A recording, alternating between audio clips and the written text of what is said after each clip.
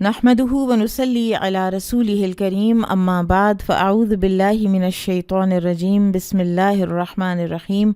رب اشرح لي صدري ويسر لي امري واحلل عقدة من لساني يفقهوا قولي رب زدني علما اللهم فقهنا في الدين اللهم اني اسألك ايمانا لا يرتد ونعيما لا ينفد ومرافقة محمد صلی اللہ علیہ وسلم فی اعلیٰ جنت الخلد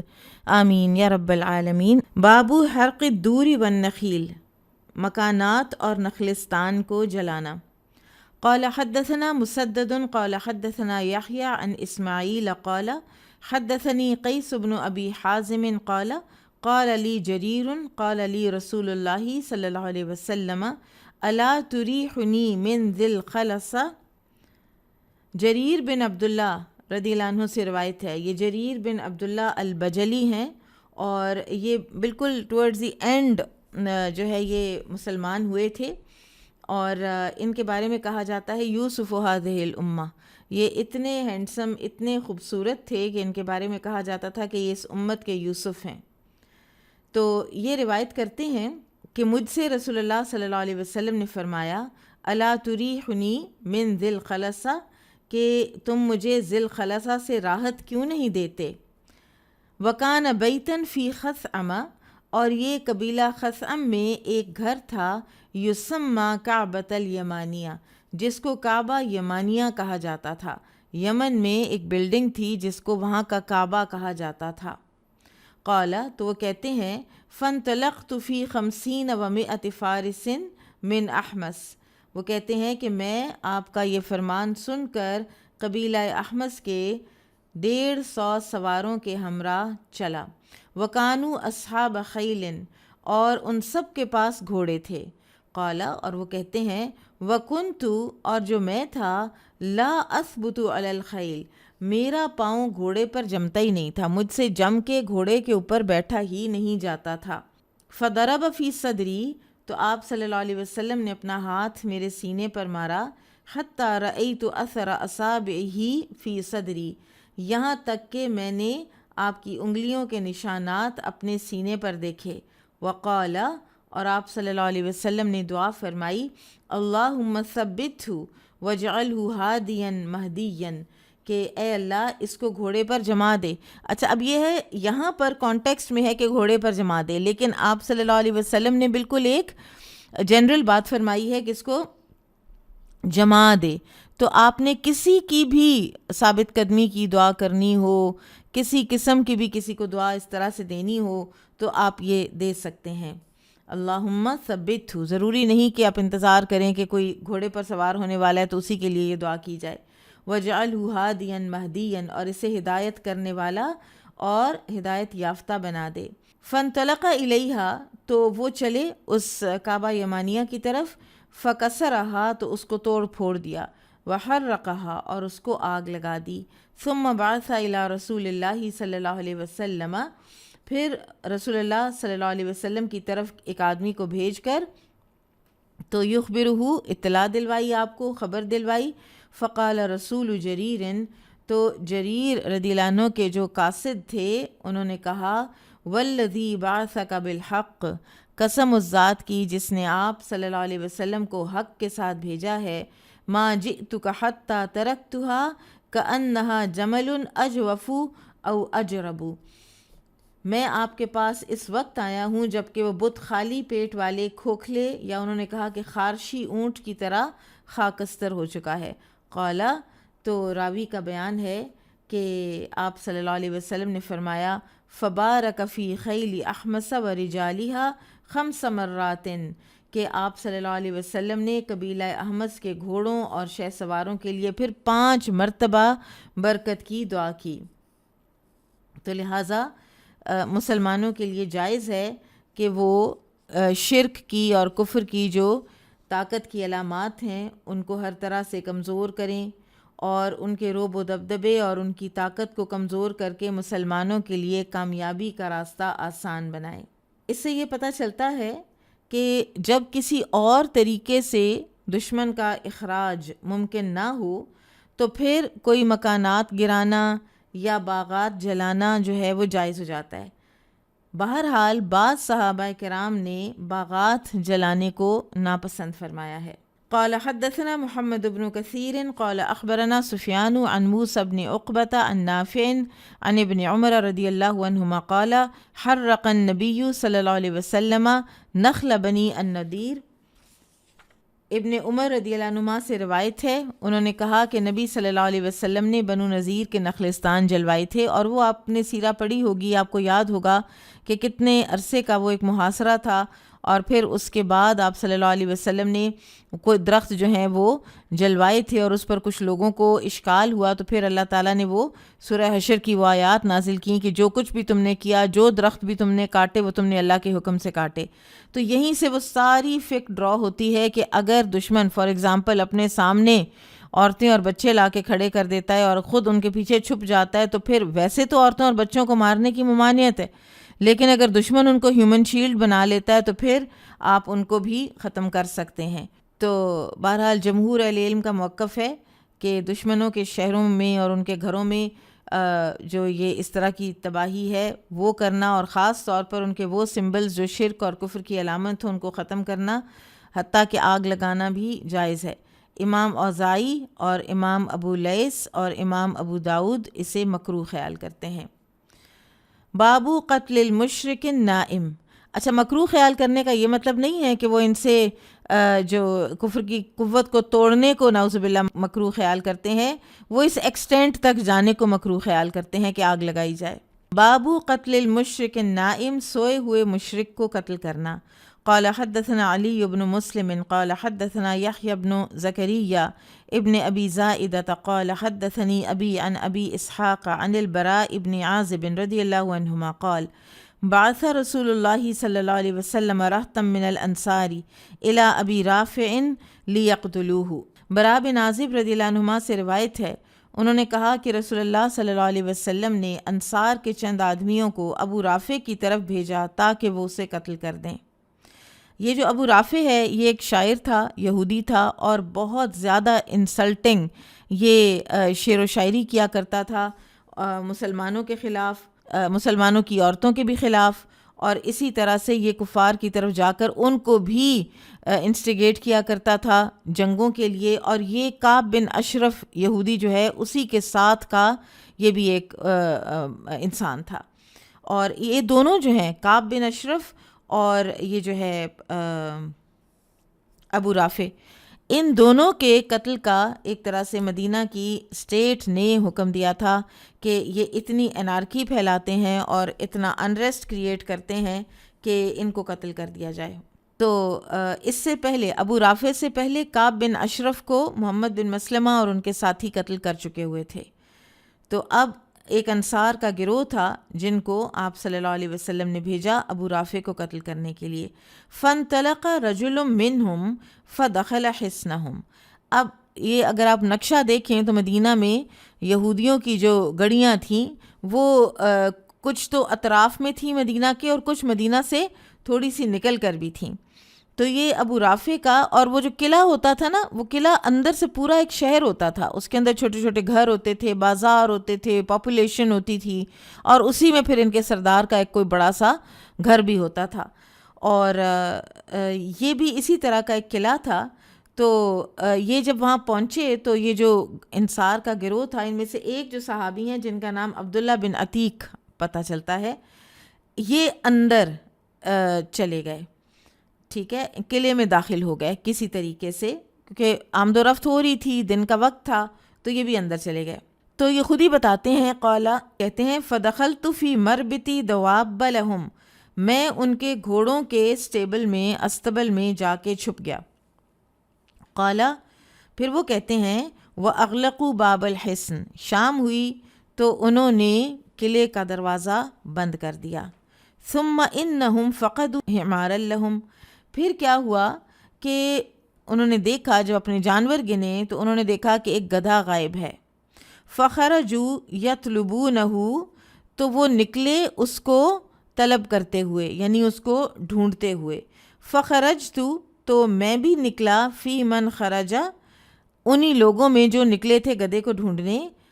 اریہم اننی اطلبہ معہم، میں ان کو یہی پوز کر رہا تھا کہ جیسے میں بھی انہی میں سے ہوں۔ اب زیادہ سارے لوگ ہوتے ہیں، پتہ نہیں ہوتا کہ ایگزیکٹلی کون کون سا بندہ جو ہے وہ ہمارے قلعے کا ہے یا نہیں ہے، ہر ایک کی پہچان تو نہیں ہوتی اس طرح۔ تو اور حلیے تو ایک جیسے ہوتے تھے عربس کے، کیا یہودی کیا مسلمان۔ تو میں ایسے گدھا ڈھونڈنے لگا ان لوگوں کے ساتھ جیسے میں بھی انہی میں سے ہوں۔ فوجد الحمارا، تو گدھا انہوں نے پا لیا، ڈھونڈ لیا۔ فدخلوا، تو پھر واپس قلعے کے اندر آ گئے۔ ودخلت، میں بھی ساتھ ہی آ گیا اندر۔ واغلقوا باب الحصن لیلا، تو رات کے لیے پھر انہوں نے جو دروازہ ہے مین گیٹ قلعے کا وہ بند کر دیا۔ فودعوا المفاتیح، تو رکھ دیں انہوں نے چابیاں، فی قوۃ حیث اراہا، ایک طاق میں جسے میں نے دیکھ لیا۔ ہو سکتا ہے کہ یہ جب ساتھ نکلے ہیں نا گدھے کی تلاش میں اور پھر ساتھ ہی واپس آئے ہیں، تو ہو سکتا ہے کہ ان کا مقصد یہی ہو کہ مجھے چابیاں پتہ چل جائیں۔ فلما ناموا اخذت المفاتیح ففتحت باب الحصن، جب وہ سو گئے تو میں نے چابیوں کا گچھا اٹھایا اور دروازہ کھول دیا قلعے کا۔ ثم دخلت علیہ، پھر میں ابو رافع کے پاس پہنچ گیا۔ فقلت، تو میں نے کہا، یا ابا رافع، اب وہ اپنے اس کے کمرے میں پہنچ گئے ہیں جہاں وہ لیٹا ہوا ہے، سویا ہوا ہے۔ میں نے کہا، اے ابو رافع، فاجابنی، تو اس نے مجھے واپسی جواب دیا۔ فتعمدت الصوت، اب اندھیرا تھا، وہ کہتے ہیں کہ جس ڈائریکشن میں مجھے آواز آئی میں ادھر اسی ڈائریکشن میں لپک پڑا۔ فضربتہ، تو میں نے اس کو تلوار کا ایک وار کیا۔ فصاح، تو وہ چلایا۔ فخرجت، تو میں کمرے سے ایک دفعہ نکل آیا۔ ثم رجعت، پھر میں ہی دوبارہ اندر چلا گیا۔ کأنی مغیث، گویا کہ میں تو اس کی مدد کرنے والا ہوں، یعنی اور اپنی آواز بھی چینج کر لی۔ فقلت، میں نے کہا، یا ابا رافع، اب فرق آواز میں کہا، اے ابو رافع۔ وغیرت صوتی، اور میں نے اپنی آواز تبدیل کر لی۔ فقال، اس نے کہا، ما لک لامک الویل، تو کیا کر رہا ہے، تیری ماں کی ہلاکت ہو۔ اب اس نے یہ سمجھا کہ یہ میرا کوئی باڈی گارڈ ہے یا واٹ ایور۔ قلت ما شأنک، میں نے کہا، تمہیں ہوا کیا ہے، تم چیخ کیوں رہے ہو؟ قال، اس نے کہا، لا ادری من دخل علی فضربنی، کہ مجھے سمجھ نہیں آ رہی کہ کون داخل ہوا ہے میرے یعنی کمرے میں اور اس نے مجھے مارا ہے۔ قال، اور پھر عبداللہ بن عتیق کہتے ہیں، فوضعت سیفی فی بطنہ، پھر میں نے تلوار جو ہے وہ اس کے پیٹ پہ رکھی۔ ثم تحاملت علیہ حتی قرع العظم، اور تب میں نے تلوار اس کے پیٹ میں رکھ دی، پھر اس پر زور دیا حتیٰ کہ وہ اس کی ہڈیوں میں اتر گئی۔ ثم خرجت وانا دہش، پھر میں نکلا اور میں بہت دہشت زدہ تھا، میں بہت خوف زدہ تھا۔ فاتیت سلما لہم، تو میں ایک سیڑھی کے پاس آیا۔ اب یہ کوئی اپ سٹیئرز تھی کوئی جگہ جہاں پر یہ تھے، تو سیڑھی کے پاس آئے، لانزل منہ، کہ تاکہ میں ادھر سے نیچے اتر سکوں۔ فوقعت، تو وہاں سے یہ سلپ ہوئے اور یہ نیچے گرے۔ فوسعت رجلی، تو میرے پاؤں میں موچ آ گئی، سخت چوٹ آئی ان کے پاؤں میں۔ ایک روایت میں تو آتا ہے کہ کوئی فریکچر ہوا یا ان کو اٹھا کے پھر ان کے ساتھ ہی واپس مدینہ لائے تھے۔ فخرجت الی اصحابی، تو میں اپنے ساتھیوں کے پاس نکل آیا۔ فقلت، پھر میں نے کہا، ما انا ببارح، میں تو یہاں سے ہلنے والا نہیں، حتی اسمع الناعیہ، یہاں تک کہ میں آواز نہ سن لوں، اعلان نہ سن لوں۔ ناعیہ کہتے ہیں کسی کی موت کا اعلان کرنا۔ تو میں جب تک ابو رافع کی موت کا اعلان نہ سن لوں، مجھے اب پتہ تو نہیں ہے کہ میں اس کو مار کے نکلا ہوں یا صرف وہ زخمی ہوا ہے۔ فما برحت حتی سمعت نعایا ابی رافع تاجر اہل الحجاز، پھر تھوڑی دیر ہوئی کہ ہم وہیں ٹھہر گئے اور پھر میں نے رونے والی عورتوں سے ابو رافع حجاز کے سوداگر کی موت کا اعلان بآواز بلند سنا۔ قال، پھر وہ کہتے ہیں، فقمت وما بی قلبۃ حتی اتینا النبی صلی اللہ علیہ وسلم فاخبرناہ، اور پھر کہتے ہیں کہ جب میں اٹھا تو اس وقت مجھے کچھ درد محسوس نہیں ہوا، حتیٰ کہ ہم نبی صلی اللہ علیہ وسلم کی خدمت میں حاضر ہوئے اور پھر ہم نے آپ سے سارا واقعہ بیان کر دیا۔ تو یہاں پر امام بخاری اس کو اس لیے لائے ہیں کہ جب اس طرح کے کوئی دشمن ہوں کہ جو آپ کے سامنے اتنے برسر پیکار ہوں کہ وہ کسی بھی وقت آپ کو کوئی بھی نقصان پہنچا سکتے ہیں، تو اسٹیٹ ان کی ایگزیکیوشن کا حکم بھی دے سکتی ہے، اور پھر ان کو جس طریقے سے بھی، اب وہ اتنے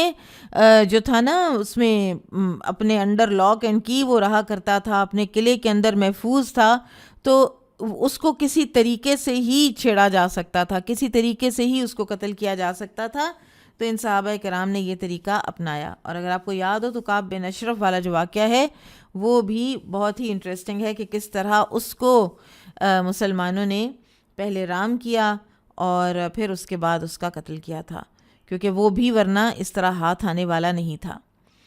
قال حدثني عبد الله بن محمد قال حدثني يحيى بن آدم قال حدثنا يحيى بن أبي زايدة عن أبيه عن أبي إسحاق عن البراء بن عازب رضي الله عنهما قال بعث رسول الله صلى الله عليه وسلم رهطا من الأنصار إلى أبي رافع فدخل عليه عبد الله بن عتيك بيته ليلا فقتله وهو نائم. برا بن عازب رضی اللہ عنہما ہی سے روایت ہے، انہوں نے کہا کہ رسول اللہ صلی اللہ علیہ وسلم نے انصار کا ایک گروہ ابو رافع کی طرف روانہ کیا، چنانچہ رات کے وقت عبداللہ بن عتیق رضی اللہ عنہ اس کے قلعے میں داخل ہوئے اور اسے سوتے میں قتل کر دیا. تو لہٰذا کسی مشرک کو سوتے میں قتل کرنا جائز ہے، لیکن اس کے ساتھ شرط کیا لگائی گئی ہے؟ جب کہ اسے دعوت اسلام پہنچ چکی ہو. اگر اس کو اسلام کی دعوت ہی نہیں پہنچی تو پھر اس کے ساتھ اس طرح کی کوئی چال چلنا جو ہے وہ اجازت نہیں ہے. اگر اسلام کی دعوت پہنچ چکی ہے اور اس کے باوجود وہ کفر اور شرک پر بھی اڑا ہوا ہے اور شدید دشمنی پر بھی اڑا ہوا ہے، تو پھر اس کے ساتھ امن و امان قائم کرنے کے لیے اس کو ختم کرنا جب ضروری ہو تو پھر اس طرح کی چال چلی جا سکتی ہے. بابن لا تمنوا لقاء العدو، دشمن سے مقابلہ کرنے کی خواہش نہ کرو. تمنا نہیں کرنی چاہیے کہ دشمن میرے سامنے آئے اور میں اس کے ساتھ لڑوں یا میں اس کو قتل کروں یا میں شہید ہو جاؤں اور اسلام کا بول بالا ہو جائے. تو ہمیشہ اللہ سبحانہ و تعالیٰ سے عافیت طلب کرنی چاہیے، لیکن اگر اس کے باوجود بھی دشمن سے مٹ بھیڑ ہو جاتی ہے تو پھر آپ صلی اللہ علیہ وسلم نے فرمایا کہ پھر جان لو کہ جنت تلواروں کے سائے تلے ہے. قال حدثنا يوسف بن موسى قال حدثنا عاصم بن يوسف اليربوعي قال حدثنا أبو إسحاق الفزاري عن موسى بن عقبة قال حدثني سالم أبو الندر مولى عمر بن عبيد الله كنت كاتبا له.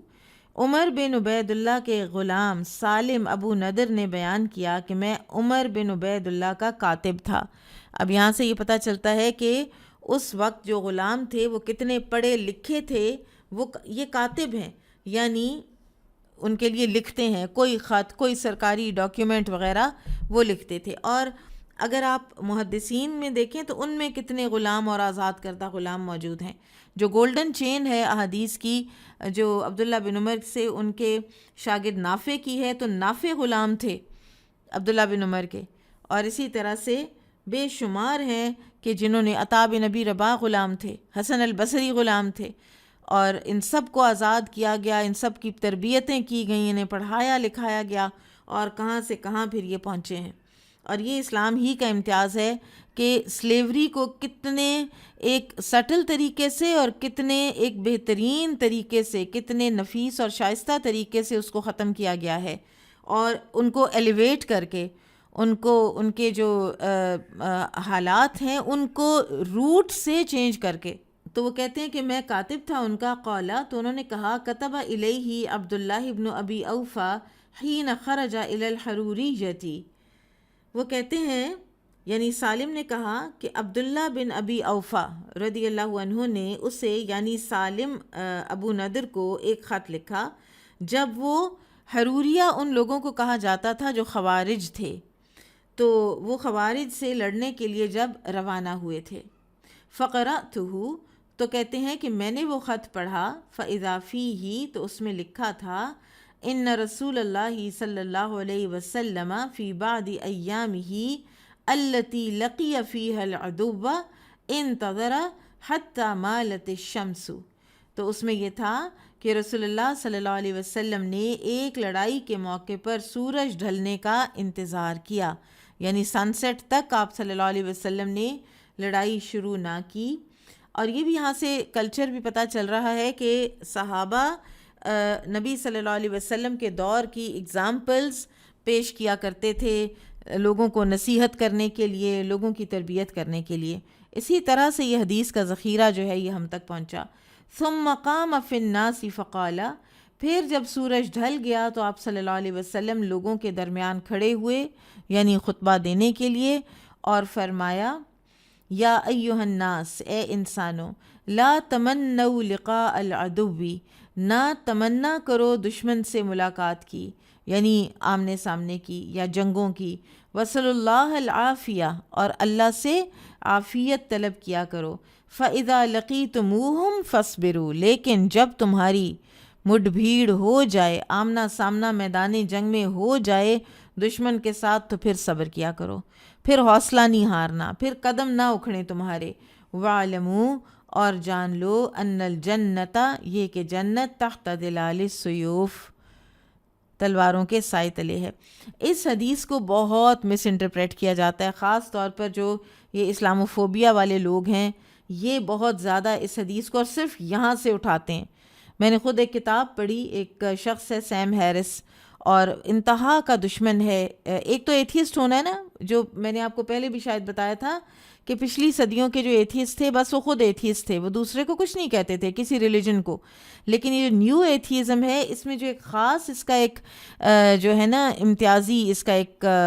فیکٹر، وہ یہ ہے کہ یہ اسلام دشمن ہے، اس کو اسلام نہیں چاہیے دنیا میں، اور یہ ہر چیز کا جو ذمہ ہے، ہر برائی کا ذمہ اول تو مذہب پہ لگاتے ہیں اور مذہب کے بعد پھر اسلام پر لگاتے ہیں۔ تو یہ جو پورشن ہے نا حدیث کا، یہ اٹھا کر وَاعْلَمُوا أَنَّ الْجَنَّةَ تَحْتَ ظِلَالِ السُّيُوفِ، اور پھر اسی کو مشہور کرتے رہتے ہیں کہ دیکھیں مسلمانوں کے تو یہ حالات ہیں، مسلمانوں کا تو کانسیپٹ ہی یہ ہے۔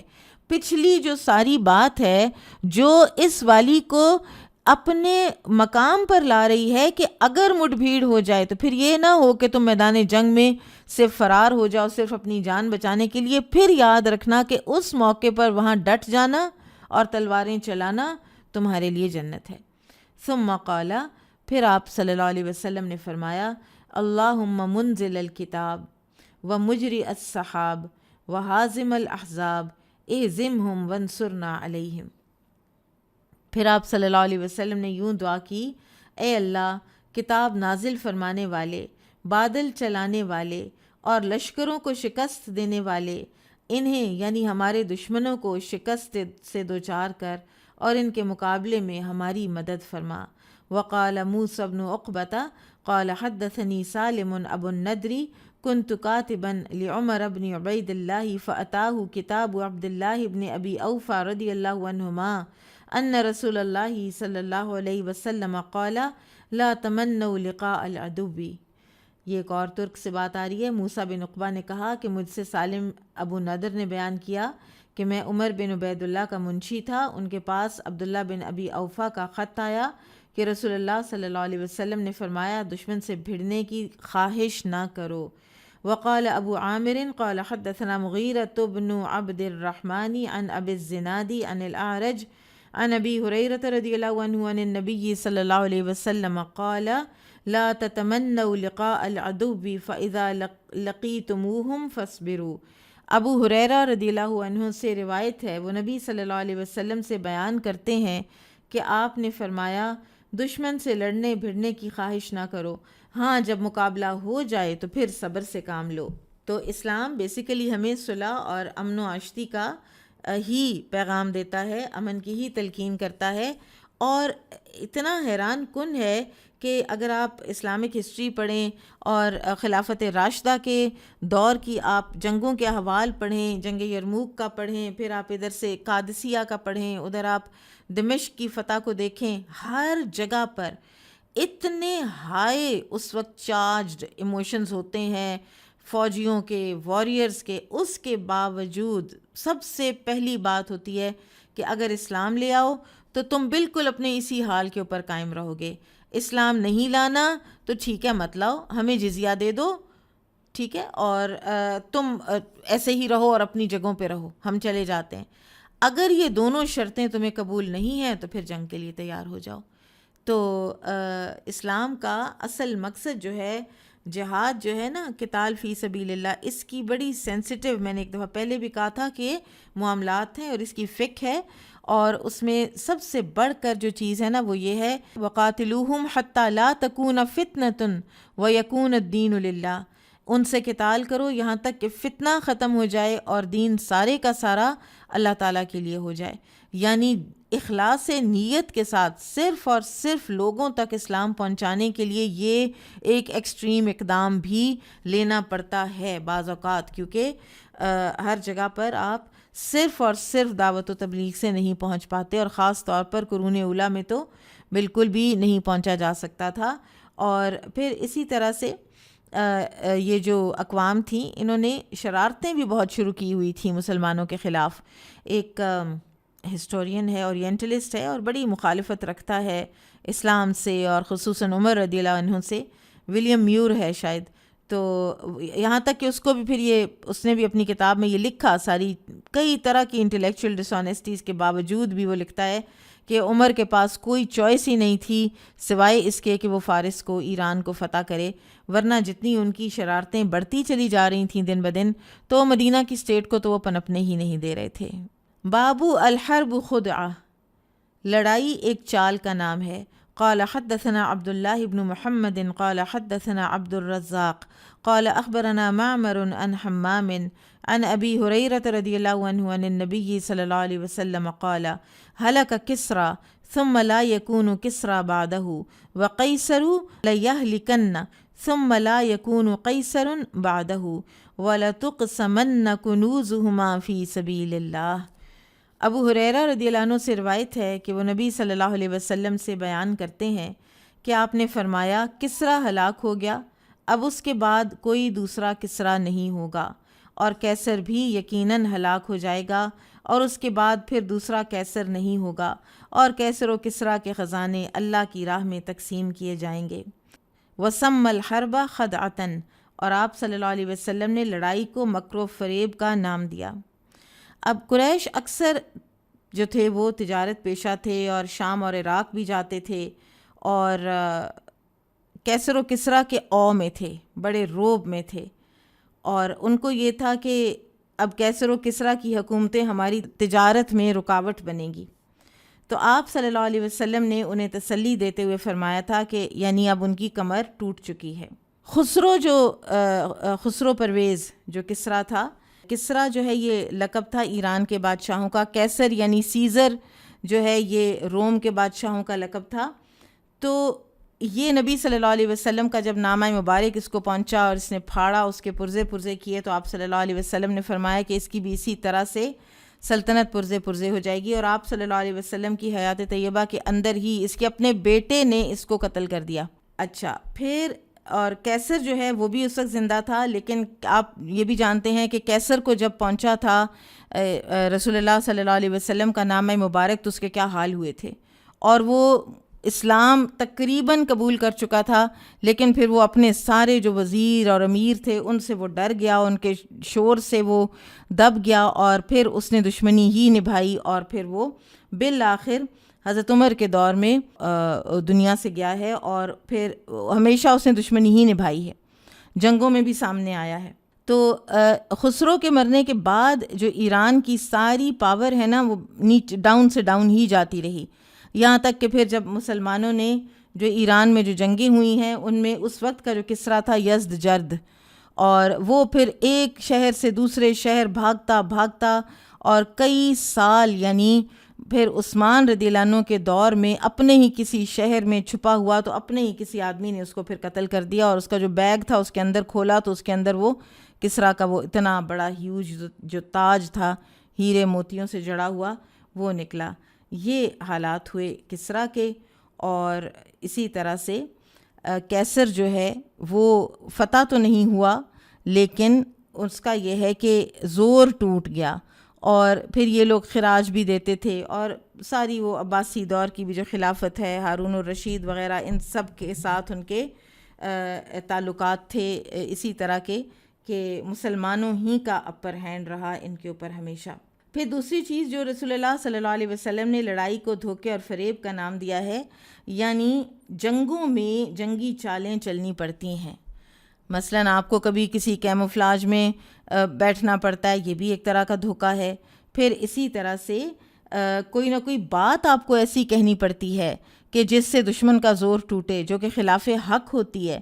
تو اس وقت ایسا کرنا بھی جائز ہے۔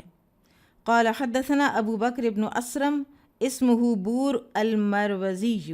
اخبرنا عبد اللہ قال اخبرنا معمر عن حمام بن منبہ عن ابی ہریرہ رضی اللہ عنہ قال سمى النبی صلی اللہ علیہ وسلم الحرب خدعۃ۔ ابو ہریرہ رضی اللہ عنہ سے روایت ہے کہ نبی صلی اللہ علیہ وسلم نے لڑائی کو ایک چال کا نام دیا، اور ابو ہریرہ سے روایت کر رہے ہیں حمام بن منبہ، اور یہ شاگرد خاص ہیں ابو ہریرہ رضی اللہ عنہ کے، اور انہی کا وہ ہے جو صحیفہ حمام بن منبہ جو بعد میں ملا، ڈاکٹر حمید اللہ نے کسی لائبریری میں اس کو ڈسکور کیا۔ 139 غالباً اس کے اندر احادیث ہیں جن کی کوئی اور چین ہے ہی نہیں، حمام بن منبہ کی لکھی ہوئی ہے اور ابو ہریرہ نے روایت کی ہے، اس سے آگے چین ہے ہی نہیں،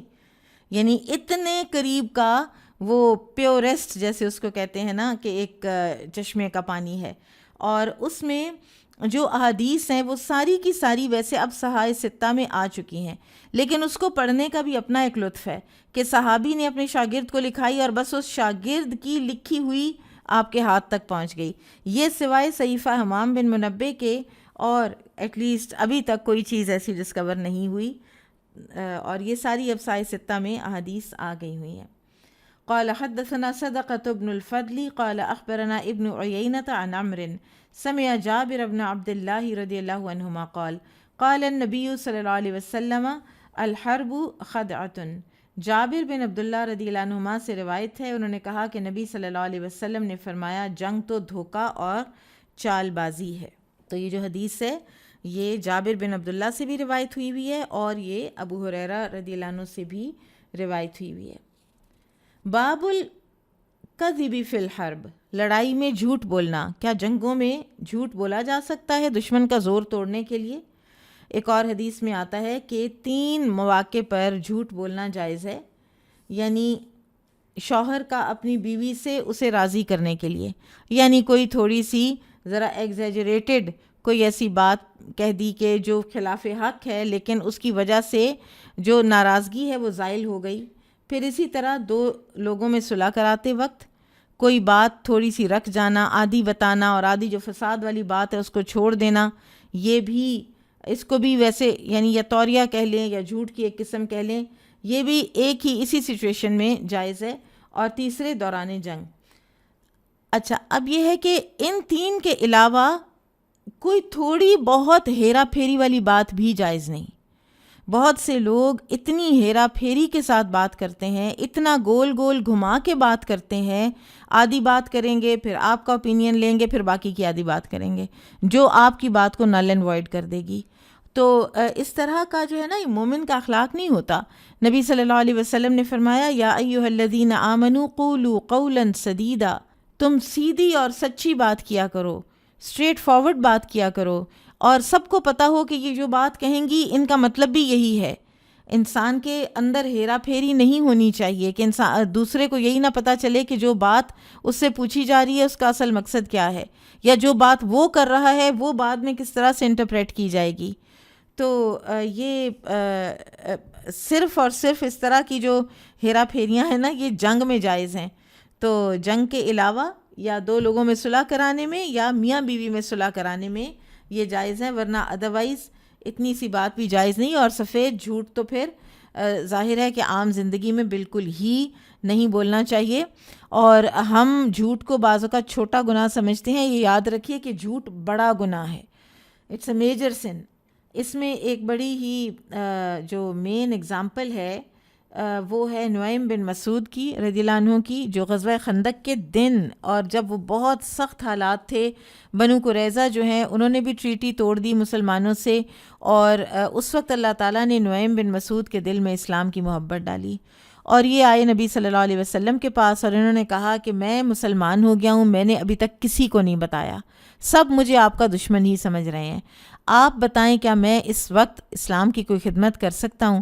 تو آپ صلی اللہ علیہ وسلم نے فرمایا کہ تم اکیلے آدمی ہو، یعنی تم اب اس طرح جنگ تو نہیں کوئی لڑ سکتے نا، لیکن یہ ہے کہ تم دیکھو کہ ان کی طاقت کو کمزور کرنے کے لیے یا کوئی پھوٹ ڈلوانے کے لیے تم کچھ کر سکتے ہو یا نہیں۔ تو پھر انہوں نے جو سارا جو کتنا وہ انٹیلیجنٹ ہے وہ طریقہ کہ پہلے یہ گئے بنو قریظہ کے پاس اور کہا کہ یہ جو کفار ہیں یہ آئے ہوئے ہیں، یہ تو لڑ لڑا کے چلے جائیں گے واپس اپنے گھر کو، رہنا تو تم نے مدینہ میں، جب یہ کفار چلے جائیں گے تو پھر تو نبی صلی اللہ علیہ وسلم نے اور مسلمانوں میں نے تو تم لوگوں کو نہیں چھوڑنا، تو تم لوگ کفار سے کوئی بندے مانگو رینسم کے طور پر، اور وہ تمہارے مائیت میں وہ محمد سے لڑیں صلی اللہ علیہ وسلم۔ پھر وہ انہوں نے مان لیا، انہوں نے کہا ہاں یہ بات تو بڑی ویلڈ ہے، اور انہوں نے کہا تمہیں پتہ تو ہے میں تم لوگوں کا کتنا خیر خواہ ہوں اور دوست ہوں تم لوگوں کا، اور وہ تھے بھی اس سے پہلے۔ وہاں سے اٹھے تو کفار کے پاس گئے اور کفار کو جا کے کہا کہ تم لوگوں کو پتہ ہے نا کہ میں کتنا تم لوگوں کا خیر خواہ ہوں اور دوست ہوں، تو یہ جو یہود ہیں نا بنو قریظہ، یہ اب پچھتا رہے ہیں ٹریٹی توڑ کے، یہ اب تم لوگوں سے رینسم مانگیں گے، اور تم لوگوں سے رینسم مانگ کے تمہارے بندے محمد کے حوالے کریں گے تاکہ محمد صلی اللہ علیہ وسلم ان کی جان بخشی کر دیں، اگر یہ رینسم مانگیں تو مت دینا۔ اب یہ بات کفار کو بھی بالکل بھاگی، اور نیکسٹ ڈے ہی بنو قریظہ نے رینسم کے لیے بندے مانگ لیے، قریش نے بندے دینے سے انکار کر دیا، اور وہی ہوا کہ انہوں نے کہا کہ یہ تو ہم سے رینسم مانگ رہے ہیں تاکہ ہمارے بندے یہ محمد صلی اللہ علیہ وسلم کو دے کے تو خود اپنی جان بخشی کرا لیں۔ بنو قریظہ نے کہا کہ انہوں نے رینسم کے لیے بندے ہی نہیں دیے، جنگی لڑنی تھی نا، ہماری سائڈ سے لڑ لیتے، تو انہوں نے جب بندے نہیں دیے تو یہ تو بدنیت ہو گئے ہیں، یہ تو جنگ لڑنا ہی نہیں چاہتے، یہ تو صرف ہم سے جنگ کروانا چاہتے ہیں۔ اس طرح سے ان کے درمیان پھوٹ پڑ گئی، اور پھر یہ نعیم بن مسعود جو ہیں یہ اپنے قبیلے میں بھی گئے اور ان کو کہا کہ تم لوگ اپنی اپنی جگہوں پہ اپنے اپنے گھروں کو چلے جاؤ، اور اس طرح سے یہ لوگ جو ہیں وہ ڈسپرس ہوئے، اور یہ طاقت جو الائز سارے اکٹھے بنے ہوئے تھے یہ سب ٹوٹ گئی الائنس ساری۔ تو یہ ہوا غزوہ خندق کے موقع پر۔ اسی طرح سے آگے چل کر امام بخاری رحمہ اللہ نے اس کا ذکر بھی کیا ہے کہ کس طرح محمد بن مسلمہ نے جو ہے وہ اس طرح کی بات کر کے تو کعب بن اشرف کو اپنا پہلے اپنے ساتھ اس کو کمفرٹیبل کیا اور اس کے بعد پھر اس کو قتل کیا تھا۔ باب الکذب فی الحرب، لڑائی میں جھوٹ بولنا۔ قال حدثنا قتيبة بن سعيد قال حدثنا سفيان عن عمرو بن دينار عن جابر بن عبد الله رضي الله عنهما أن النبي صلى الله عليه وسلم قال من لكعب بن الأشرف فإنه قد آذى الله ورسوله۔ جابر بن عبداللہ رضی اللہ عنہما سے روایت ہے کہ نبی صلی اللہ علیہ وسلم نے فرمایا کعب بن اشرف کا کام کون تمام کرے گا، اس نے اللہ اور اس کے رسول کو اذیت پہنچائی ہے۔ اور آپ کو یاد ہوگا سیرہ میں کہ یہ وہ شخص ہے کہ جو مسلمان عورتوں تک کو نہیں بخشتا تھا، اور انتہائی یہ ایک یعنی ولگیرٹی کی حد تک یہ شعر و شاعری کیا کرتا تھا، اور انتہا کا دشمن تھا، آدھا عرب تھا اور آدھا یہودی تھا۔ قال محمد بن مسلمہ، تو محمد بن مسلمہ رضی اللہ عنہ نے کہا اتحب ان اقتلہ یا رسول اللہ، کہ کیا آپ یہ پسند کریں گے کہ میں اسے قتل کراؤں یا رسول اللہ صلی اللہ علیہ وسلم؟ قال نعم، آپ نے فرمایا ہاں۔ قال، تو وہ کہتے ہیں فاتاہ فقال، محمد بن مسلمہ جو ہیں وہ آئے کعب بن اشرف کے پاس اور کہا ان ھذا، اب یہ سارا وہ ایک بیان ہے کہ جو خلاف حق ہے جو محمد بن مسلمہ نے اس وقت بولا ہے۔ اور ایک اور جگہ پہ آتا ہے کہ انہوں نے پہلے نبی صلی اللہ علیہ وسلم سے اجازت لی تھی کہ یا رسول اللہ پھر مجھے کچھ خلاف واقعہ بات کرنے کی اجازت ہے، تو آپ نے فرمایا کہ ہاں اجازت ہے۔ اب یہ کعب بن اشرف کے پاس آیا، اور یہ عربز تھے اور یہ اکٹھے رہنے والے لوگ تھے اسلام سے پہلے، اور ان کی آپس میں دوستیاں بھی تھیں۔ تو اس نے آ کے کہا کعب بن اشرف سے ان ھذا، یہ جو آدمی ہے یعنی النبی صلی اللہ علیہ وسلم، یعنی نبی صلی اللہ علیہ وسلم، قد عنانا وسألنا الصدقہ، کہ اس نے تو ہمیں بڑی مشقت میں مشکل میں ڈال دیا ہے اور یہ ہم سے صدقات مانگتا ہے۔ قالا، تو کعب نے کہا، اب وہ بڑا خوش ہوا، وَأَيْدًا وَاللَّهِ لَتَمَلُّنَّهُ، کہ ابھی تو اسی طرح اللہ کی قسم تم اس سے زیادہ تنگی میں جاؤ گے، یعنی ابھی تم دیکھنا کہ آگے آگے کیا ہوتا ہے۔ وہ خوش ہو گیا کہ عربوں میں سے جو ہیں جو مسلمان ہوئے ہیں وہ تو واپس میرے پاس آ رہے ہیں۔ قالا، تو محمد بن مسلمہ نے کہا، فَإِنَّا قَدِ اتَّبَعْنَاهُ فَنَكَرَهُ أَن نَّدْعَهُ حَتَّى نَنظُرَ إِلَى مَا يَصِيرُ أَمْرُهُ، تو انہوں نے کہا کہ اب تو ہم نے اس کی پیروی کر لی ہے، اس لیے اس وقت اس کا ساتھ چھوڑنا مناسب خیال نہیں کرتے جب تک اس کی دعوت کا کوئی انجام ہمارے سامنے نہ آ جائے۔ لیکن ابھی ہم کیسے چھوڑ دیں، ہمیں سمجھ تو آ گئی ہے لیکن اس طرح ابرپٹ چھوڑنا ہمیں ٹھیک نہیں لگ رہا۔ قالا فلم یزل یکلمہ حتی استمکن منہ فقتلہ، اور اسی طرح وہ بہت دیر تک اس کے ساتھ باتیں کرتے رہے حتیٰ کہ موقع پا کر اسے قتل کر دیا۔ یہ بھی ایک لمبی داستان ہے جو سیرت کی کتابوں میں موجود ہے، اور یہاں اس وقت تو ہمارے پاس اس کا ٹائم نہیں ہے، لیکن اسی طرح سے اس کو پھر قتل کیا گیا تھا، یعنی کچھ دھوکہ تو شامل ہے نا ساری چیز کے اندر، تو نبی صلی اللہ علیہ وسلم نے اس کی اجازت دی ہے۔ باب الفتح بأہل الحرب، اہل حرب کو اچانک قتل کرنا۔ قال حدثنا عبد الله بن محمد قال حدثنا سفیان عن عمرو عن جابر عن النبي صلی اللہ علیہ وسلم قال من لكعب بن الاشرف قال محمد بن مسلمة اتحب ان اقتله قال نعم قال فأذن لي فأقول قال قد فعلت۔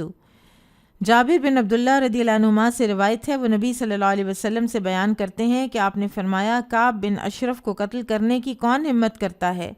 محمد بن مسلمہ رضی اللہ عنہ نے پوچھا، کیا آپ پسند کرتے ہیں کہ میں اسے قتل کر دوں؟ آپ نے فرمایا ہاں۔ اس نے عرض کیا، آپ مجھے کچھ کہنے کی اجازت دے دیں۔ آپ نے فرمایا تمہیں اجازت ہے۔ تو ایک ہی چیز یاد رکھیے کہ جنگ کے دوران اس طرح کی جو خلاف واقعہ بات ہے، اس کی اجازت صرف ان کافروں کے لیے ہے کہ جو جنگ میں آپ کے سامنے آ چکے ہیں، ٹھیک ہے؟ یہ کعب بن اشرف اور یہ ابو رافع وغیرہ اس قبیل سے تھے، یہ اس کیٹیگری سے تھے۔ اس کے علاوہ کسی کو دھوکے میں رکھ کر کوئی اقدام کرنا، کسی ملک کے ساتھ کوئی پیکٹ کر لینا اور پھر اس کو آنر نہ کرنا، یہ جائز نہیں ہے۔ وہ ایک کوئی تھی نا، معاویہ رضی اللہ عنہ کے زمانے کی بات ہے شاید، کہ سائپرس کے بارڈر پر جب ان کی فوجیں تھیں اور ان کا ایک پیکٹ تھا کہ کوئی، مجھے پوری اس کی ڈیٹیل یاد نہیں ہے، تو انہوں نے پیکٹ کے ختم ہونے سے پہلے ہاں وہ کوئی پیکٹ تھا جنگ بندی کا، پیکٹ کے ختم ہونے سے پہلے انہوں نے بارڈر کے پاس جنگیں جو ہے نا اپنی مشقیں شروع کر دیں، اور انہوں نے اپنی جو ہے فوجیں اکٹھی کرنی شروع کر دیں کہ جو ہی پیکٹ ختم ہوگا تو پھر ہم اپنا کر لیں گے جو ہم نے کرنا ہوا۔ تو پھر ایک صحابی اور تھے، تو انہوں نے معاویہ رضی اللہ عنہ کو منع کیا تھا کہ یہ اس طرح کرنا درست نہیں ہے، پہلے اس پیکٹ کو ختم ہو لینے دو، پھر اس کے بعد تم اپنی نیکسٹ موو کرنا، یعنی یہ جو پیکٹ کے دوران ہی تم نیکسٹ موو کر رہے ہو یہ درست نہیں ہے۔ تو لہٰذا یہ جو اس لیول کا ایک دھوکہ ہے یا اس لیول کی کوئی چال ہے، وہ چلنا اس وقت ہے کہ جب آگے دشمن کعب بن اشرف جیسا ہو یا ابو رافع جیسا ہو۔ باب ما یجوز من الاحتیال والحذر مع من یخشى معرتہ، باب ما یجوز، جو جائز ہے، من الاحتیال، ہیلا کرنے میں، والحذری، اور مکر و فریب کرنے میں، مع من یخشى معرتہ، اس شخص کے لیے جو ڈرتا ہو دشمن کے شر و فساد سے، تو وہ کوئی ہیلا، کوئی مکر و فریب کر کے اس شر و فساد کو ختم کر سکتا ہے۔ وقال اللیث قال حدثنی عقیل عن ابن شہاب عن سالم بن عبد اللہ عن ابن عمر رضی اللہ عنہما انہ قال انطلق رسول اللہ صلی اللہ علیہ وسلم ومعہ ابی بن کعب قبل ابن سیاد۔ عبداللہ بن عمر رضی اللہ عنہما سے روایت ہے، انہوں نے کہا کہ رسول اللہ صلی اللہ علیہ وسلم ابن سیاد کے حالات معلوم کرنے کے لیے روانہ ہوئے۔ فحدث به فی نخل، تو آپ کو بتایا گیا کہ وہ ایک کھجوروں کے باغ میں موجود ہے۔ فلما دخل علیہ رسول اللہ صلی اللہ علیہ وسلم، تو جب آپ صلی اللہ علیہ وسلم اس نخلستان میں داخل ہوئے، فلما دخل علیہ رسول اللہ صلی اللہ علیہ وسلم النخلہ، جب آپ صلی اللہ علیہ وسلم اس نخلستان میں داخل ہوئے اور ابن سیاد کے قریب پہنچے، تفق یتقی بجذوع النخل وابن سیاد فی قطیفۃ لہ فیہا رمرمۃ، تو آپ صلی اللہ علیہ وسلم اپنے آپ کو یعنی کھجور کے تنوں کی آڑ میں آپ ہو گئے کہ تاکہ ابن سیاد مجھے دیکھ نہ سکے۔ کھجور کے تنوں کی آڑ لیتے لیتے آپ صلی اللہ علیہ وسلم قریب پہنچتے گئے، اور جو ابن سیاد تھا فی قطیفتن، اپنی ایک چادر اوڑھ کے لیٹا ہوا تھا، فیہا رمرمتن، اور اس میں وہ کچھ اندر ہی اندر مرمر کر رہا تھا، کچھ اس کی جو جیسے گرمبل کرنے کی، رم جو ہے نا، یعنی منہ ہی منہ میں بات کرنے کی کوئی اس کی آواز آ رہی تھی، اور نبی صلی اللہ علیہ وسلم وہی سننا چاہتے تھے کہ یہ کہتا کیا ہے۔ فرأت ام ابن سیاد، تو جو ابن سیاد کی ماں تھی نا، اس نے دیکھ لیا رسول اللہ صلی اللہ علیہ وسلم کو، فقالت، تو اپنے بیٹے کو کہنے لگی، یا صاف، وہ ابن سیاد کو صاف کہتی تھی کہ اے صاف، ھذا محمد، یہ تو محمد آ گئے ہیں۔ فوثب ابن سیاد، تو ابن سیاد اچھل کے کھڑا ہو گیا، فقال رسول اللہ صلی اللہ علیہ وسلم، تو رسول اللہ صلی اللہ علیہ وسلم نے فرمایا، لو ترکتہ بینا، کہ اگر اس کی ماں اسے چھوڑ دیتی تو کئی معاملات کی وضاحت ہو جاتی آج ہی۔ ابن سیاد ایک یہودی بچہ تھا، اور کوئی اس کے یا کچھ اس کو پتہ تھا یا جو بھی بہرحال بات تھی، وہ کبھی کھل کے سچ سامنے نہیں آئی کہ یہ کاہنوں اور نجومیوں کی طرح لوگوں کو بہکایا کرتا تھا، اور حضرت عمر کی رائے یہ تھی کہ اسے قتل کر دیا جائے، لیکن رسول اللہ صلی اللہ علیہ وسلم نے یہ مناسب خیال نہ کیا، البتہ اس کے حالات کا جائزہ لینے کے لیے شاخوں کی آڑ میں چل کر اس تک پہنچے تاکہ وہ آپ کو دیکھ نہ سکے، اور یہ ایک ہیلا تھا جس کے باعث آپ ابن سیاد اور اس کی ماں کے شر سے بچنے کی کوشش کر رہے تھے، اور اگر اس کی ماں رسول اللہ صلی اللہ علیہ وسلم کا انکشاف نہ کرتی آمد کا، اور ابن سیاد کو بھی اس کے حال پہ چھوڑے رکھتی، تو ابن سیاد سے متعلق کئی اور امور کی وضاحت ہو جاتی، لیکن یہ اللہ نے ہی نہیں چاہا کہ اس کی مزید وضاحت ہوتی، اور حضرت عمر کی رائے اس کو قتل کرنے کی اس لیے تھی کیونکہ یہ بھی ایک تھا کہ شاید یہ دجال ہو جس کا ذکر کیا جاتا ہے، لیکن جو دجل و فریب وہ کرتا تھا، بعض محدثین کہتے ہیں کہ وہ اس کی بنا پر ہی جو ہے نا دجال کہلایا تھا یا کہلاتا تھا، اور اس کا مختلف اس کے بارے میں بعد میں آتی ہیں باتیں۔ ابن عمر ایک مرتبہ اس کو ملے مدینہ کی کوئی گلیوں میں، تو اس سے کوئی انہوں نے ذرا تھوڑا سا ہارشلی بات کی، تو بعد میں یہ حفصہ رضی اللہ عنہ کے پاس آئی، یعنی اپنی بہن کے پاس، ام المومنین حفصہ رضی اللہ عنہ کے پاس، تو انہوں نے کہا کہ تم کیوں اس کے ساتھ الجھتے ہو، اور وہ ڈرتی تھی نا دجال سے، اور ان کو یہ تھا کہ میرے بھائی کو کوئی نقصان نہ پہنچے، تو کہتی تھیں کہ تمہیں یاد نہیں کہ رسول اللہ صلی اللہ علیہ وسلم نے فرمایا ہے کہ دجال کو اس کا غصہ، جو اس کا شدید غصہ ہے نا، اس کی وجہ سے اس کا خروج ہوگا، اس کی وجہ سے وہ ظاہر ہوگا۔ تو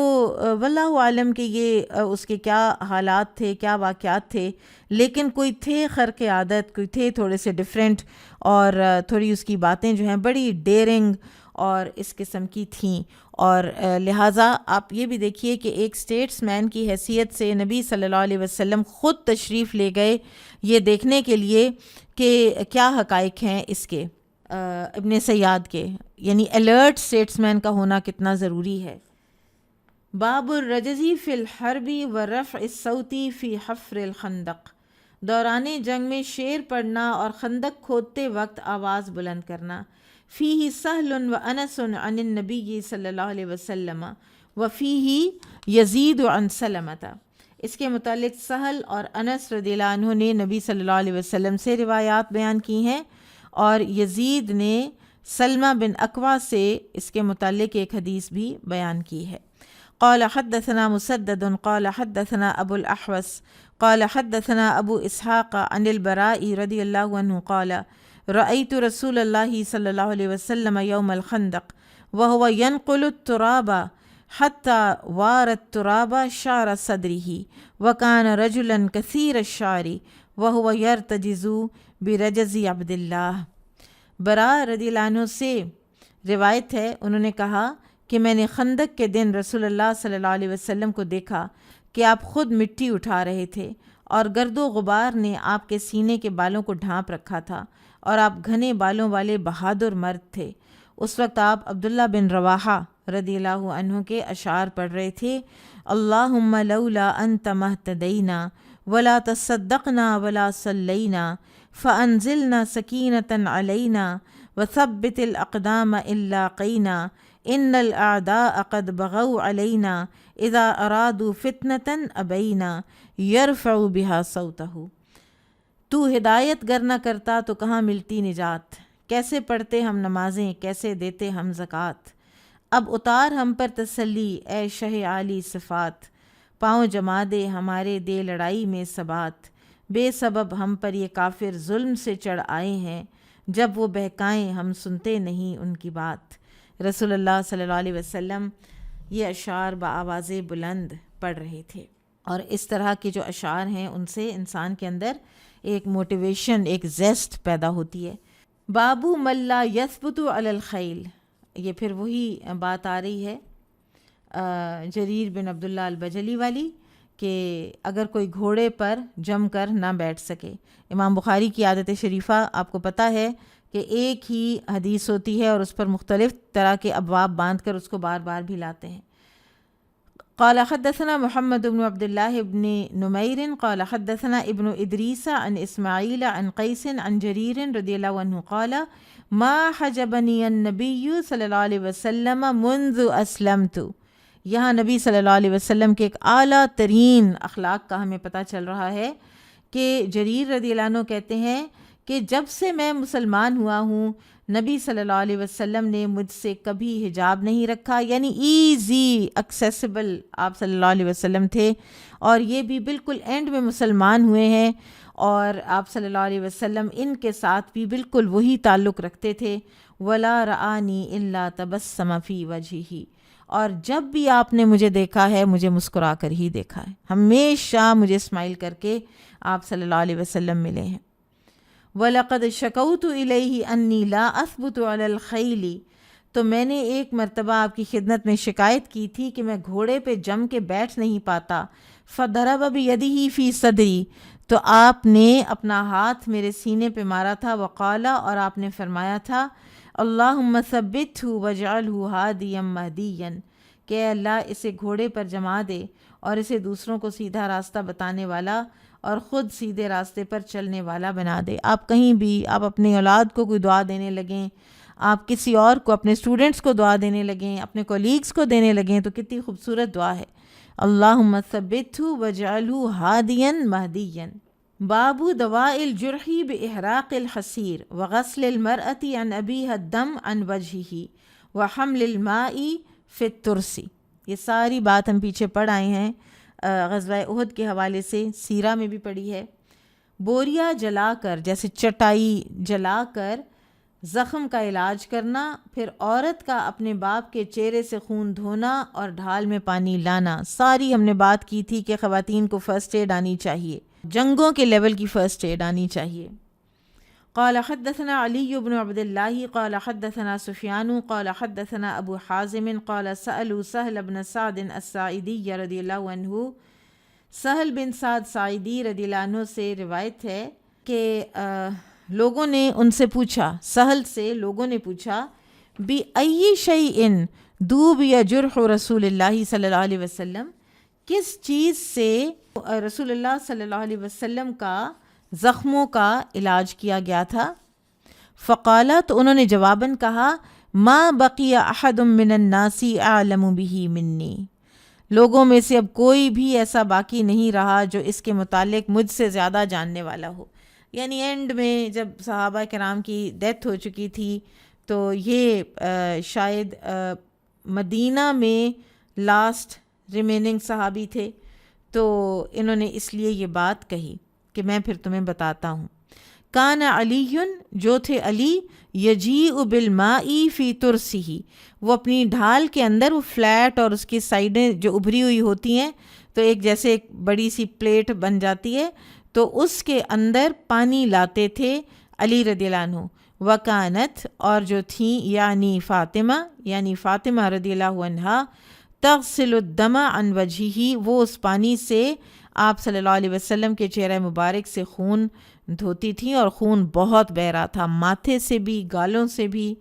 وَأُخِذَ حَصِيرٌ، پھر جب خون رک ہی نہیں رہا تھا تو پھر ایک لیا گیا، ایک چٹائی، فَأُحْرِقَ، پھر اسے جلایا سیدہ فاطمہ نے، ثُمَّ حُشِيَ بِهِ جُرْحُ رسول اللہ صلی اللہ علیہ وسلم، پھر اس کی راکھ سے رسول اللہ صلی اللہ علیہ وسلم کا زخم جو یہ ماتھے والا ہے نا، اس کے اندر راکھ بھری گئی، اس کو پھر بلڈ جو ہے اس نے سوک کیا اور پھر ڈرائی ہوا، اور یہ عتبہ بن ابی وقاص کا لگایا ہوا زخم تھا۔ بابو ما یکرہ من التنازع والاختلاف فی الحرب وعقوبۃ من عصا امامہ، میدان جنگ میں باہمی جدال و اختلاف مکروہ ہے، اور جو اپنے امام کی نافرمانی کرے اس کی سزا کا بیان۔ وقال اللہ عز وجل، اللہ عز وجل کا فرمان ہے، وَلَا تَنَازَعُوا فَتَفْشَلُوا وَتَذْهَبَ رِيحُكُمْ، یعنی الحرب، آپس میں جھگڑا نہ کرو ورنہ تم بزدل ہو جاؤ گے اور تمہاری ہوا اکھڑ جائے گی۔ آپ سب کو معلوم ہوگا کہ یہ میدان احد کی یہ جو تھی تیر اندازوں کی جو ایک اجتہادی غلطی تھی، یہ اس کی طرف اشارہ ہے۔ قال حدثنا يحيى قال حدثنا وكيع عن شعبة عن سعيد بن أبي بردة عن أبيه عن جده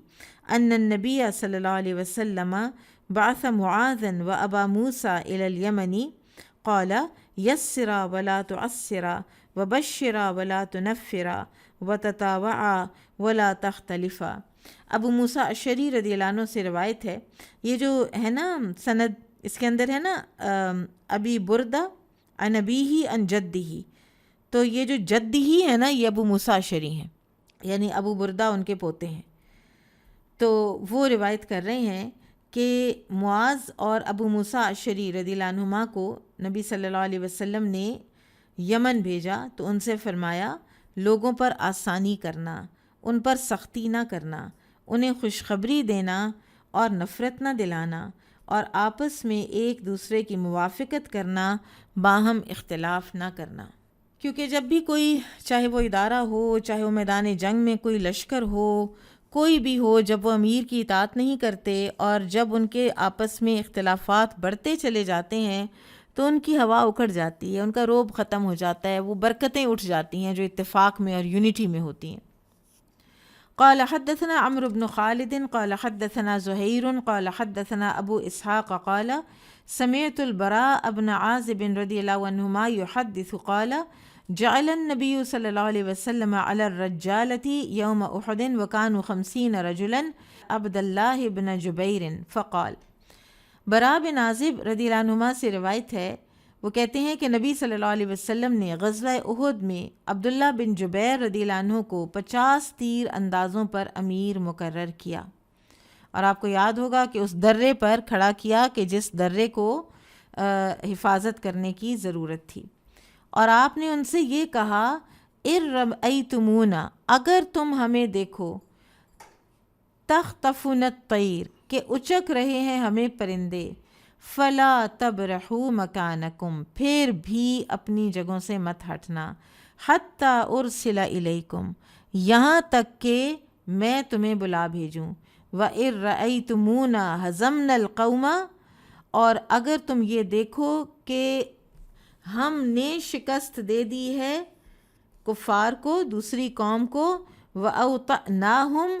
اور ہم ان کو اپنے پیروں تلے روند چکے ہیں، فلا تبرحوا، پھر بھی یہاں سے مت ہلنا، حتی ارسل الیکم، یہاں تک کہ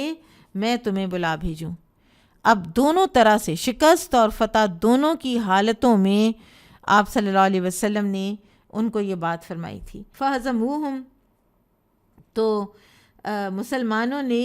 شکست دے دی کفار کو۔ قال فانا واللہ، تو یہ براء بن عازب کہتے ہیں کہ میں اللہ کی قسم، رأیت النساء میں نے دیکھی مشرکوں کی عورتیں یشددن قد بدت خلاخلہن واسوقہن رافعات ثیابہن، وہ کہتے ہیں اللہ کی قسم میں نے مشرکین کی عورتوں کو دیکھا، یشددن بھاگ رہی تھی تیزی سے، قد بدت خلاخلہن خلاخل پازیبیں، ان کی پازیبیں نظر آ رہی تھیں، یعنی وہ تیز بھاگنے کے لیے انہوں نے اپنے نیچے سے جو ازار ہیں ان کو اوپر کیا ہوا تھا اور ان کی پنڈلیاں تک نظر آئی ہوئی تھیں کیونکہ انہیں اپنے کپڑے اٹھائے ہوئے تھے اوپر۔ فقال اصحاب عبداللہ بن جبیر، یہ حالت دیکھ کر عبداللہ بن جبیر کے جو ساتھی ہیں انہوں نے کہا، الغنیمہ ای قوم الغنیمہ، غنیمت اے ہماری قوم، غنیمت یعنی مال غنیمت لوٹو چلو چل کے۔ ظہر اصحابکم فما تنتظرون، تو انہوں نے کہا کہ جو ساتھی ہیں تمہارے وہ تو غالب آ گئے ہیں، تو اب تم کس چیز کا انتظار کر رہے ہو، تم کس بات کے انتظار میں بیٹھے ہو؟ فقال عبداللہ ابن جبیر، تو عبداللہ بن جبیر نے کہا، انسیتم ما قال لکم رسول اللہ صلی اللہ علیہ وسلم، کیا تم لوگ بھول گئے ہو کہ رسول اللہ صلی اللہ علیہ وسلم نے کیا فرمایا تھا تم لوگوں سے؟ قالو، انہوں نے کہا، واللہ اللہ کی قسم، لنأتین الناس فلنصیبن من الغنیمہ، تو انہوں نے کہا کہ اللہ کی قسم ہم تو لوگوں کے پاس ضرور جائیں گے تاکہ ہم غنیمت حاصل کر سکیں۔ اب انہوں نے یہی ڈرائیو کیا ساری بات سے کہ دشمن تو بھاگ گیا ہے، یعنی نبی صلی اللہ علیہ وسلم کی بات تو یہاں تک تھی کہ یہاں تک کہ ہم روند رہے ہوں ان کو تو تب بھی مت اترنا، لیکن یہ بھول گئے کہ نبی صلی اللہ علیہ وسلم نے فرمایا تھا حتی ارسل الیکم، مت ہلنا جب تک کہ میں بلا نہ بھیجوں۔ یہاں پہ ان صحابہ کرام سے غلطی ہوئی ہے، تو انہوں نے کہا کہ ہم تو ضرور جا کے مال غنیمت لوٹیں گے، حالانکہ مال غنیمت میں سے حصہ تو ان کو ان اینی کیس مل جانا تھا، وہ تو ہر ایک میں بٹنا ہی بٹنا تھا۔ یہ ایک وہ جو تھرل تھی نا، اس کو لینے کے لیے ان سے پھر نہیں رہا گیا، وہاں پر صبر نہیں ہوا۔ فلما اتوہم صرفت وجوہہم فاقبلوا منہزمین، تو جب یہ لوگ اپنی جگہ چھوڑ کر چلے آئے تو ان کے منہ کافروں نے پھیر دیے اور وہ شکست خوردہ ہو کر بھاگنے لگے۔ فذاک اذ یدعوہم الرسول فی اخراہم، اور اس وقت رسول اللہ صلی اللہ علیہ وسلم انہیں پچھلی طرف سے بلا رہے تھے۔ آپ کو معلوم ہے نا کہ خالد بن ولید رضی اللہ عنہ ابھی مسلمان نہیں ہوئے تھے، اور انہوں نے جب دیکھا کہ درہ خالی ہے، وہ کہتے ہیں کہ تھرو آؤٹ ساری جنگ کے دوران خالد کی نظر درے پر تھی کہ درہ خالی ہو تو جنگ کا پانسا پلٹ سکتا ہے، اور جو ہی انہوں نے درہ خالی دیکھا تو وہ چکر کاٹ کے پہاڑ کا تو اوپر سے آئے، 9 صحابہ عبداللہ بن جبیر کے ساتھ موجود تھے، ان کو شہید کیا، اور اوپر سے پہاڑ سے ایک دم ایک فورس جو ہے نا وہ اتر آئی، اور اس وقت مسلمانوں میں سے کئیوں کے قدم اکھڑے اور نبی صلی اللہ علیہ وسلم اپنی جگہ پر کھڑے رہے۔ فذاک اذ یدعوہم الرسول فی اخراہم، تو اس طرح رسول صلی اللہ علیہ وسلم ان کو پکار رہے تھے ان کے پیچھے سے۔ فلم یبق مع النبی غیر 12 رجلا، اور نہ باقی رہے آپ کے ساتھ مگر 12 لوگ۔ فاصابوا منا 70، تو پھر ہم میں سے 70 لوگ شہید ہو گئے۔ وکان النبی صلی اللہ علیہ وسلم واصحابہ اصاب من المشرکین یوم بدر 40 و100، 70 اسیرا و70 قتیلا۔ تو پھر وہ کہتے ہیں کہ اس سے پہلے نبی صلی اللہ علیہ وسلم اور آپ کے صحابہ نے بدر کے دن 140 آدمیوں کا نقصان کیا تھا، 70 کو قیدی بنایا تھا اور 70 کو واصل جہنم کیا تھا، قتل کیا تھا۔ فقال ابو سفیان، اب جب یہ سارا کچھ ہو گیا، حمزہ رضی اللہ عنہ شہید، مصعب بن عمیر شہید، 70 صحابہ شہید ہو گئے، سعد بن معاذ کے ایک بھائی شہید ہوئے، پھر سعد بن ربیع ایک بڑے ہی زبردست صحابی ہیں وہ شہید ہوئے، تو ابو سفیان نے تب نعرہ لگایا، اور مسلمان ایک پہاڑ کی ایک گھاٹی میں اکٹھے ہوئے تھے، نبی صلی اللہ علیہ وسلم شدید زخمی ہیں۔ افی القوم محمد، تم لوگوں میں محمد موجود ہیں؟ 3 مرات، 3 مرتبہ اس نے یہ پوچھا۔ فنہاہم النبی صلی اللہ علیہ وسلم ان یجیبوہ، تو نبی صلی اللہ علیہ وسلم نے اس کو جواب دینے سے منع فرما دیا کہ چپ رہو۔ ثم قال، جب اس نے جواب نہ سنا تو اس نے ازیوم کیا کہ نبی صلی اللہ علیہ وسلم نہیں ہے۔ پھر اس نے کہا افی القوم ابن ابی قحافہ، تم لوگوں میں ابن ابی قحافہ ہے؟ 3 مرات، 3 مرتبہ۔ اچھا، اب آپ دیکھیے کہ ابو سفیان کو بھی، اور یہ بڑی ایک ویل نون بات تھی کہ نبی صلی اللہ علیہ وسلم کے بعد ہائرارکی میں کون آتا ہے اور ان کے بعد ہائرارکی میں کون آتا ہے۔ تو ابو سفیان نے ابو قحافہ یعنی ابو بکر رضی اللہ عنہ کا پوچھا 3 مرتبہ، ثم قال، اس کا بھی جواب نہ ملا تو کہنے لگا افی القوم ابن الخطاب، تم لوگوں میں ابن خطاب موجود ہے؟ 3 مرات، 3 مرتبہ پوچھا، کوئی جواب نہ آیا۔ ثم رجع الی اصحابہ، پھر وہ اپنے لوگوں کی طرف مڑا، فقال، تو کہنے لگا اما ہؤلاء فقد قتلوا، تو ان لوگوں کو تو ہم نے قتل کر دیا ہے، یہ 3 تو گئے نعوذ باللہ۔ فما ملک عمر نفسہ، تو اس موقع پر عمر رضی اللہ عنہ نہ کنٹرول کر سکے اپنے آپ کو، فقال، تو انہوں نے اونچی آواز میں فرمایا، کذبت واللہ یا عدو اللہ، تو نے جھوٹ بولا اللہ کی قسم اے اللہ کے دشمن، ان الذین عددت لاحیاء کلہم، جن لوگوں کو تم نے گنا ہے سارے زندہ ہیں، وقد بقی لک ما یسوءک، اور تیرے اوپر بھی تیرا برا دن آنے والا ہے جو تجھے پسند نہیں آئے گا، تیرے ساتھ بھی وہ ہونے والا ہے۔ قال، اس نے کہا ابو سفیان نے، یوم بیوم بدر والحرب سجال، یہ حقیقت ہے جو اس نے کہی کہ یہ بدر کے دن کا بدلہ ہو گیا ہے، اور لڑائی تو ڈول ہے، لڑائی ڈول ہے کا الحرب سجال کا مطلب ہوتا ہے کہ لڑائی جو جنگ ہوتی ہے نا، اس میں کبھی فتح اور کبھی شکست ہوتی ہی ہوتی ہے، ایک ہی کو ہمیشہ نہیں فتح ہوتی۔ انکم ستجدون فی القوم مثلۃ لم آمر بها ولم تسؤنی، یہ ذرا بات سنیے، اس نے کہا کہ تمہارے لوگوں میں، تمہارے یعنی مقتولوں میں، شہداء میں کچھ کا مسلح کیا گیا ہے، میوٹیلیشن کی گئی تھی، ناک کان کاٹے گئے، اور یہ وینجنس تھی، یہ غصہ تھا اس بات کا جو بدر میں ان لوگوں کے، جو کسی کا باپ کسی کا بھائی جو مارے گئے تھے، تو اس غصے میں یہ کیا گیا تھا۔ تو ابو سفیان کہنے لگا کہ میں نے اس کا حکم نہیں دیا، لیکن مجھے کوئی بری بھی نہیں لگی بات۔ سبحان اللہ، اس بات پہ انسان کیا کہے کہ ایک تو ان کی سچائی کہ جو ہے بس وہی ہے، جو ایموشن ہے وہی شو کرنا ہے، جھوٹ ان کے ہاں نہیں تھا، منافق نہیں تھے یہ لوگ نا، اہل مکہ جو ہے نا، ان کے اندر سادگی اور سچائی موجود تھی، چاہے وہ کفر میں تھی چاہے وہ اسلام میں آئی۔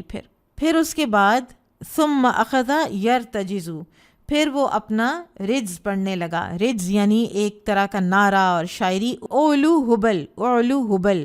یعنی اونچا ہو جا اے حبل، اونچا ہو جا اے حبل۔ قال النبی صلی اللہ علیہ وسلم، اس وقت نبی صلی اللہ علیہ وسلم نے صحابہ سے فرمایا، الا تجیبوہ، تم لوگ جواب نہیں دو گے اس کی بات کا؟ قالو، صحابہ نے عرض کی، یا رسول اللہ ما نقول، اے اللہ کے رسول ہم کیا جواب دیں؟ قال، فرمایا، قولو، تم لوگ کہو، اللہ اعلی و اجل، کہ اللہ بلند ہے، سب سے اونچا ہے وہ الہ، اور وہ ہے اجل، وہ ہے گلوریفائڈ۔ قال ان لنا العزى ولا عزى لكم، سبحان اللہ، 5 سال نہیں گزرے تھے کہ انہی میں سے خالد بن ولید ہی کو نبی صلی اللہ علیہ وسلم نے بھیجا تھا عزا کو ختم کرنے کے لیے، اور وہ ختم کر کے آئے تھے۔ تو ابو سفیان نے کہا کہ ہمارے پاس عزا ہے، تمہارے پاس عزا نہیں ہے۔ فقال النبی صلی اللہ علیہ وسلم الا تجیبوہ، نبی صلی اللہ علیہ وسلم نے صحابہ سے پھر فرمایا کہ کیا تم لوگ اس کو جواب نہیں دو گے؟ قال قالوا یا رسول اللہ ما نقول، لوگوں نے کہا کہ یا رسول اللہ ہم کیا کہیں؟ راوی کہتے ہیں کہ لوگوں نے کہا کہ یا رسول اللہ ہم کیا جواب دیں؟ قولوا اللہ مولانا ولا مولا لکم، تو نبی صلی اللہ علیہ وسلم نے فرمایا کہ تم کہو کہ ہمارا مولا اللہ ہے، تمہارا مولا کوئی بھی نہیں ہے، تمہارا تو کوئی مولا ہی نہیں ہے، یعنی جس کے پاس عزا کے جیسی ایک یعنی چیز ہے جس پر وہ ریلائی کرتا ہے، تو اس پر تو اس کا مطلب ہے کہ ریلائی کرنے والی اس کے پاس تو کوئی چیز ہے ہی نہیں۔ ٹھیک ہے، انشاءاللہ آج ہم اتنا ہی پڑھیں گے۔ بارک اللہ فیکم، سبحانک اللہم و بحمدک، اشہد ان لا الہ الا انت، استغفرک و اتوب الیک۔ السلام علیکم و رحمۃ اللہ وبرکاتہ۔